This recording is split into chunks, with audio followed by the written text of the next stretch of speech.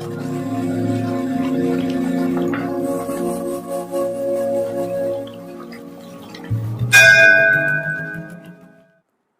हर महादेव। महाशिव पुराण कथा की सीरीज में आपका स्वागत है।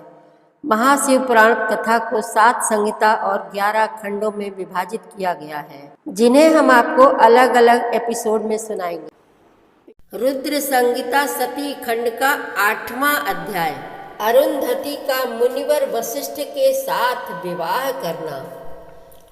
जब मुनि के यज्ञ की समाप्ति का अवसर आया, तब वह अग्नि की ज्वाला में महर्षि मेधातिथि को तपाए हुए सुवर्ण की सी कांति वाली पुत्री के रूप में प्राप्त हुई।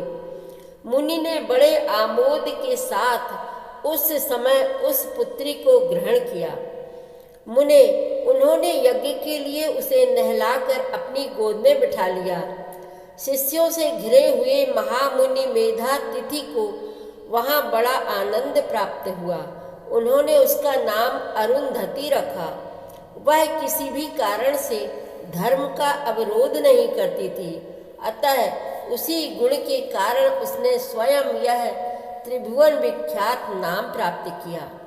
देवर्षि यज्ञ को समाप्त करके कृतकृत्य हो वे मुनि पुत्री की प्राप्ति होने से बहुत प्रसन्न थे और अपने शिष्यों के साथ आश्रम में रहकर सदा उसी का लालन पालन करते थे। देवी अरुंधति चंद्रभागा नदी के तट पर तापसारण्य के भीतर मुनिवर मेधातिथि के उस आश्रम में धीरे धीरे बड़ी होने लगी।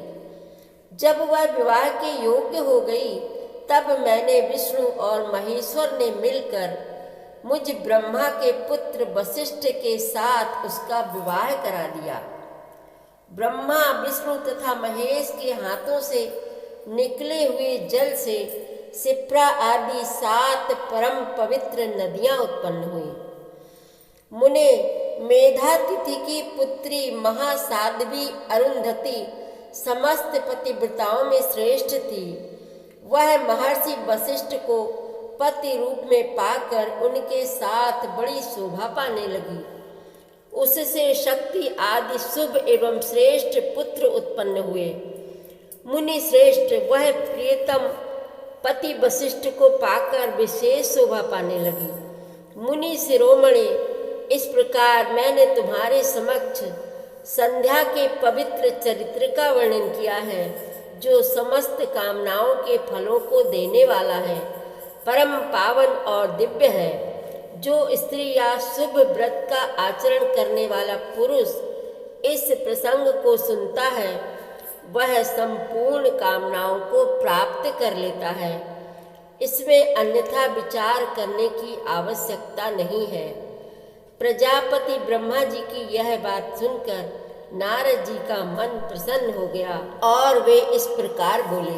नारद जी ने कहा, ब्रह्मन, आपने अरुंधति की तथा पूर्व जन्म में उसकी स्वरूप भूता संध्या की बड़ी उत्तम दिव्य कथा सुनाई है, जो शिव भक्त की वृद्धि करने वाली है।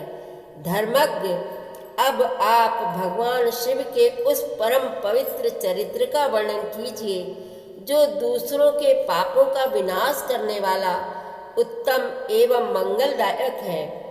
जब कामदेव रति से विवाह करके हर्ष पूर्वक चला गया, दक्ष आदि अन्य मुनि भी जब अपने अपने स्थान को पधारे और जब संध्या तपस्या करने चली गई, उसके बाद वहाँ क्या हुआ।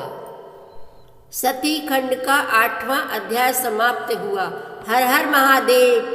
आगे की कथा आप अगले अध्यायों में अगले एपिसोड में सुनेंगे। संपूर्ण शिव महापुराण कथा की सीरीज में शामिल होने के लिए आप हमारे चैनल अपनी विरासत को सब्सक्राइब कर लीजिए और वीडियो को लाइक शेयर करना मत भूलिएगा। हर हर महादेव।